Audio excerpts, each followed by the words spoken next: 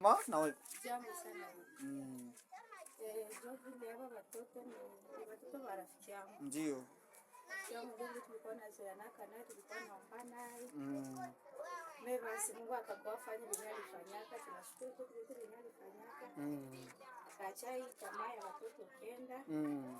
Maki ndio hao watoto wako hangaika kama ndio kupata garanti kwa shida ndio hakuna tabu sana ndio kuna tabu mwenyewe anashoweza. Sasa jitolea ende na gharamia tai jamaa. Nani rafiki wa mama sina hata kitu ya kuwasaidia. Mimi napenda jamaa, mimi napenda watoto, mimi sina hata kitu ya kuwasaidia. Ndio.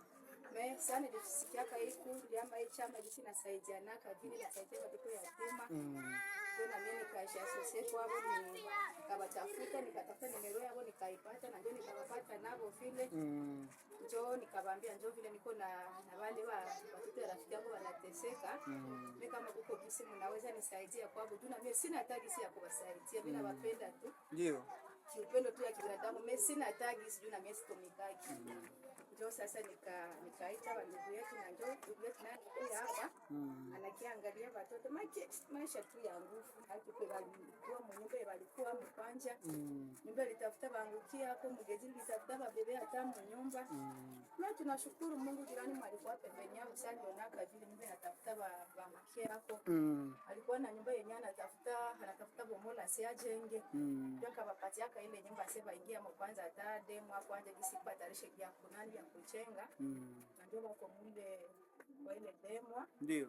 Manake hapo sasa ile demo itaisha kama bataelekewa ndio hatuyajua hata kwa bataelekea. Ndio. Cho habari zile baba. Akiwa watoto banaishi tu kwa neema kila mwanani atabasikia huruma bauzi hata matendo lango vile bataishi. Mkubwa wao kama alienda usisashe Mungu amubariki ampatie hata $10 ndio anaemea mvile. Make tu maisha magumu ya kuungao. Kipi ya kulala make ni shida. Ona kama tunaye banalala. Ndio mimi naona mamangu ni ajabu kabisa. Mateso ona kwa watu banalala. Ndio mimi naona kabisa. Itaona kama ni kazi Mungu. Ndio vile. Make ndio tukwalia baba kama kunaweza kuwa tu uwezo tu ya kusaidia ile jamaa. Kwa mama msikie tu huruma. Wasaidie tu Mungu pekee atabalipa. Ni huruma kabisa. Sina mingi vya kueleza tu kule. Sasa mimi naangalia kama mimi nasikia machozi, mimi nasema Mungu. Mbona kwanza huyu moyo mimi nasikia huruma kweli Mungu wangu bebe. Njoo mwaliachaka huyu. Na akaanza hata somo.